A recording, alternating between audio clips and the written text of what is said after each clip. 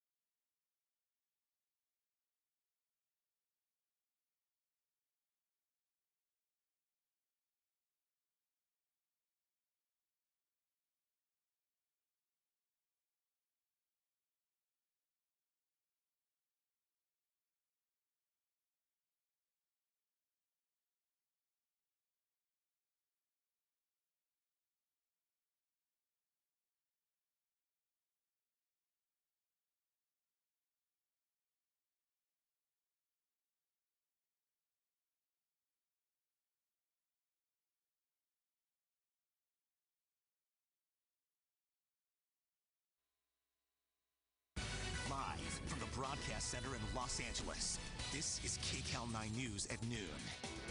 And welcome to Kcal 9 News at noon and streaming on CBS News Los Angeles. I'm Leslie Marin. Well, the call to lift all COVID-19 mandates and restrictions across the LA Unified School District has staffers taking to the streets of downtown. They say the policies have sparked a staffing crisis, leaving unqualified people in the classroom. Kcal 9's Tina Ezdine has their fight to get their jobs back. At least one educator calling it, quote, disrespectful and humiliating. Teachers being removed from classrooms because they refuse the vaccine. If I have a religious exemption, we're not hearing nothing back. So And that's your point of contention. That's one of our points of contention. Another one is, if the kids are there unvaccinated, why aren't you letting us be there? Save our kids from academic crisis. Teachers claim the district is facing a staffing crisis because it is requiring staff to be fully vaccinated against COVID-19. As a result, educators say hundreds of staff were terminated, resigned, or placed on unpaid leave. Yesterday, a new development. The state announced the vaccine mandate for students 12 and older will be delayed until at least July of next year. In other words, it will not take effect until after full FDA approval. So with that mandate delay, why then protest today? They've also been hiring teachers that are not credentialed, don't have years of experience, are emergency credential instead of me. What's the reasoning behind that? Do you understand when they say the reason is that you're not vaccinated? Do you understand? Right, and I understand as of November, January, December came, everyone was vaccinated at staff, and guess what happened? Everyone still caught it. Also worth noting, the district recently reported that 90% of its students 12 and older have already been vaccinated. Upset educators say they're not getting much help from the union on this issue. The union says not much they can do. It's district policy.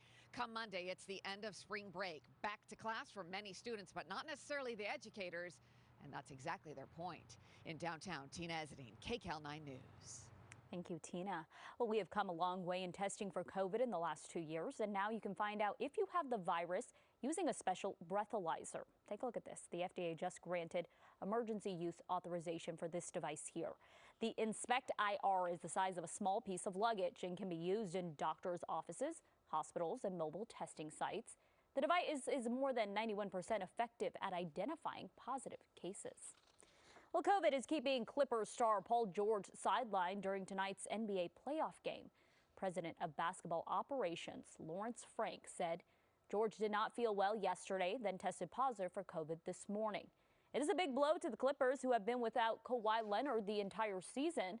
Leonard is still rehabbing an ACL injury. The team now faces elimination tonight without either of their top two players. Of course, remember, you can access information on pandemic protocols and recovery resources anytime. Just go to kcal9.com/coronavirus. We want to get to developing news. Huntington Beach police say they found the car and arrested the driver believed to be involved in a deadly hit and run. Police have identified that driver as 23-year-old Blake Petra. of Huntington Beach. He's accused of hitting and killing a